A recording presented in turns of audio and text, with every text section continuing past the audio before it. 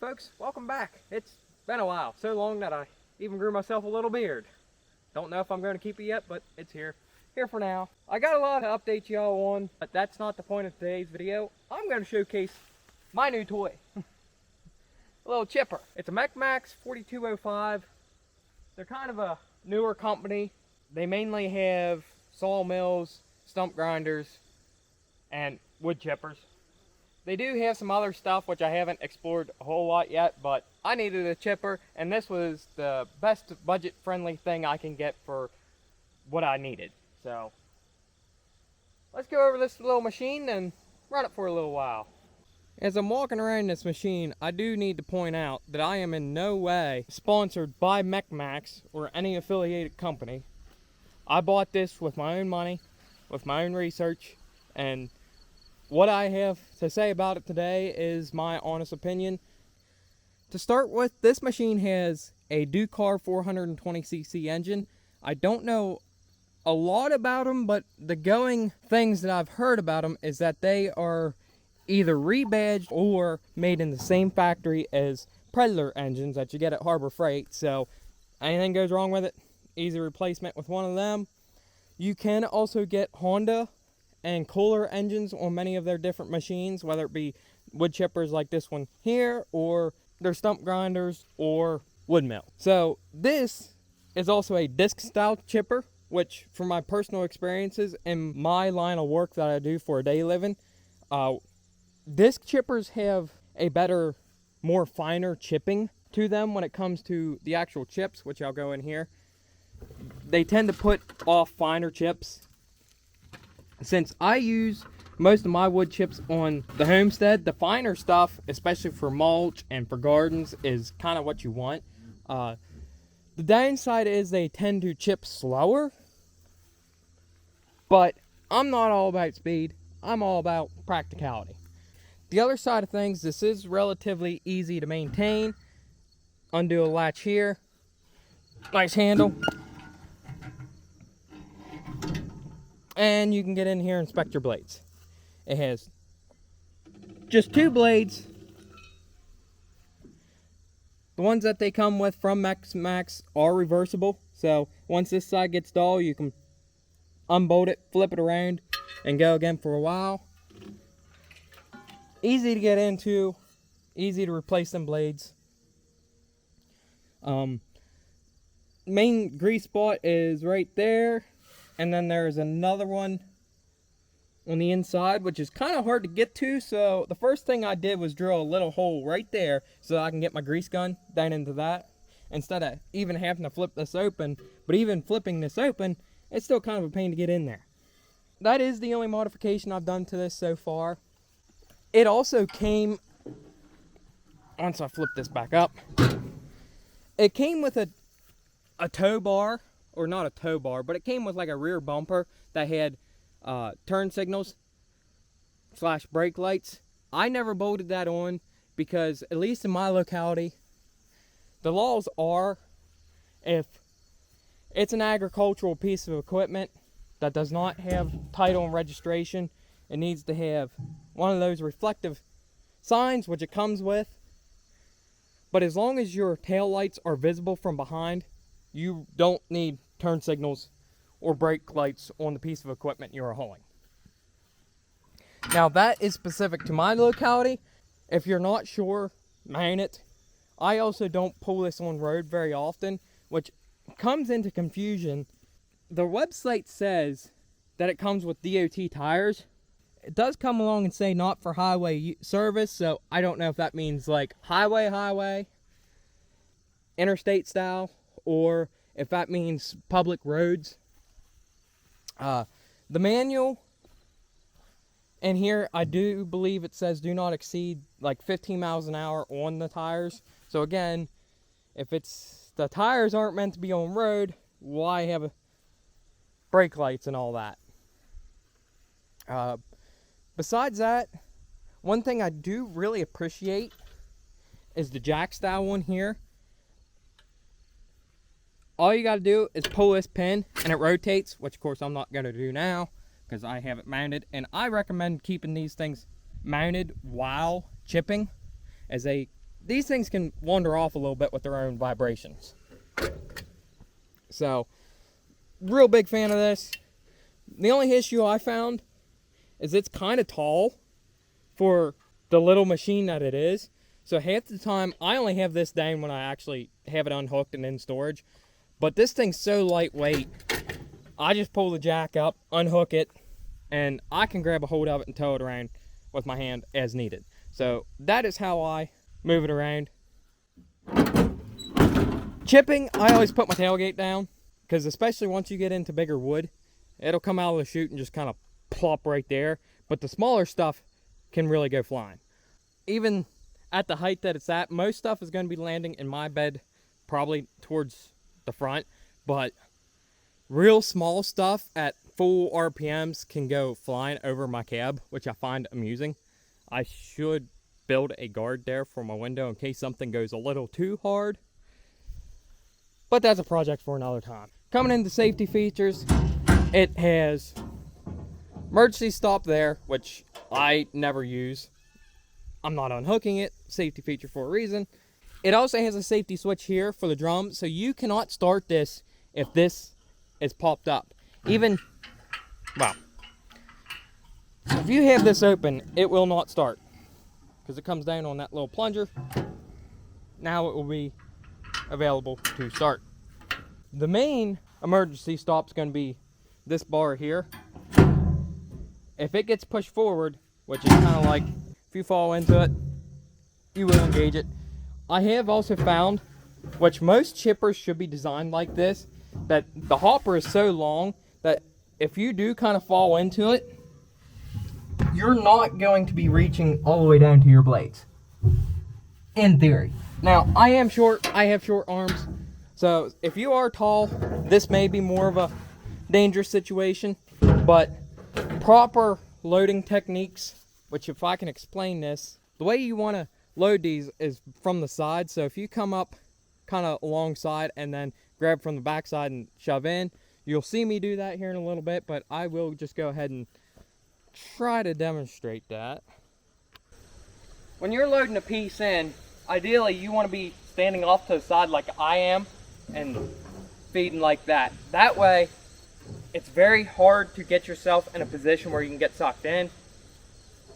Likelihood of it happening is very low, but proper technique like this here should eliminate that pretty much all the while. The other side of things, if you do get sucked in, it is much more easier to trigger that bar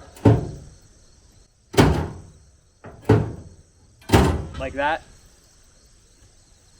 But besides that, now I have noticed this bar can get triggered fairly easily if you don't cut your brush down to size, which I will go into that here shortly. But there's a little timer on this thing that will not allow it to start, so if it does shut itself off, pull the pieces out, go ahead, undo the bar, let this thing wind completely down, and restart it. Other than that, that's kind of the machine. It looks solidly built. I like it for the most part. I think for the size that this is, it could have handled a little bigger engine, and I'll get into that. But for most chipping that you'll get around in a Homestead, this thing does fairly well. It has a 5-inch capacity. I have chipped wood up to that 5-inch. It will do it. It don't like it. But anything over 3-inch, I typically cut up for firewood anyways. So the raw chipping capacity for me is not a big deal. The other side of things though, the larger opening you have, the more leeway you get when it comes to different unions on your branches and how bushy things can be to be able to get sucked in. Bigger openings are always more advantageous to come with that. That's why I will heavily recommend something like this over like a typical Lowe's or Home Depot 3-inch small chipper. Those little things are great for garden waste, but to actually do any kind of wood chipping with it, they're not that great. So I'm definitely leaning on a machine like this, and I'm glad I bought this instead of going cheap with one of the smaller ones. But the price point's definitely a difference there, as this was $2,000 Well, a little over $2,000, but I did get a coupon. Got it under 2,000. That's one of them things. Keep an eye out for their deals. They're always running sales from what I have seen. Definitely a good machine for the bang for the buck. I've used this in almost a commercial sense as well, as I do. Well, my main job is doing tree work, but I've done that a little bit on the side too. And this thing has come along with me on a few jobs and chipped up a lot of wood, mainly brush. But I just did the break-in oil change in this, and so far I've had no issues. Just a couple little tweaks here and there, but main thing was just learning the machine. I'm used to running 12, 15, 18-inch chippers. This is definitely nowhere near any of that. But again, for the Homestead, this is perfect. And I would prefer a machine like this over a tractor mounted one, but that's also partly because I don't have a tractor. However, growing up with a tractor, having some implements based off of tractor power, off the 3-point hitch and PTO is handy, but a lot of these equipments is more efficient if you have the tractor to use along with it. So you can be using it to bring brush to it, especially getting in the woods and whatnot. Now this thing is small enough you can maneuver it around in the woods pretty easily, but maybe the bigger ones would be a little different story. I guess enough of that. I'm gonna show a couple more things about the brush and then we'll fire it up and run it. This piece of walnut here is probably about the biggest around that I like to send into it. It's about 2-inch. It can handle more than that regularly, but I find this is a nice size to really work with. Biggest thing when you're chipping things, anything that you can keep long and straight is going to chip well. I probably overcut the brush sometimes, but something like what you see here is kind of what you need to cut things down to. Notice, as a different tidbit, when you're staging brush for a chipper, kind of keep it spread out a little bit and point the butts towards the chipper. It just leads it to be a much smoother process. Now, coming over here, pieces like this should feed, but I separated this because of this bend right here. This bend may cause this thing to snag up in the hopper, but I think this is just narrow enough that it should feed through and not be an issue. Another thing to point, something that's been dead and dried out for a while is not going to chip as well as something green. If you can chip things as you cut it, especially live wood, chip it green. It will chip so much better. That piece right here with this twist in it, and then the couple little branches that come off of it, that probably will not chip. So I would cut that bend like halfway and just have a little short chunk to feed in, cut that branch off, and then probably cut the one further out. One thing to do is always keep a saw handy when you're chipping. So before I do that, let me grab mine. Yeah. Yes, we're bringing out the high dollar one. I would always, if you're doing wood, I would always keep a saw handy with your machine, because you will find that some pieces just do not want to feed into that hopper, and cutting it down is the best thing to do. You can push some pieces in with another piece. I don't recommend it, so saw, always handy to have. Now, a 35cc saw is like more than plenty, but this is obviously more of an arborist professional saw. It's just, I like my top handles, so that's what I get. You don't need an $800, $900 saw like that is. I think we're going to start chipping. Now, I am chipping walnut, which if you are using mulch in your gardens and whatnot, do not use walnut. There is a chemical in it that keeps the growth of other plants down, so this kind of is not going to go into my garden. This is all probably just going to go to like a walk line, or I may even just throw it in the woods a little bit to keep some of this weeds down along my fence line here, because I do own a little bit into that, and eventually I'm going to put my permanent fence right about in that line there. So it needs cleaned out, and I need a way to keep brush from regrowing, and walnut wood chips would be fantastic for going over. Starting of this typical 4-stroke engine, choke and fuel shut off, fuel's on. This thing I have noticed starts fairly easy without even choking it, so I'm going to probably just do like a half choke for now. Keep the throttle all the way down, and while I'm okay with pull start, having the electric is awesome. So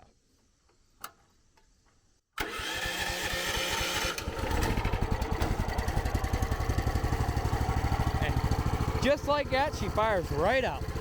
And I have not started this in probably a week and a half. I always let it kind of idle for a moment before I start throttling it up, and I go slow.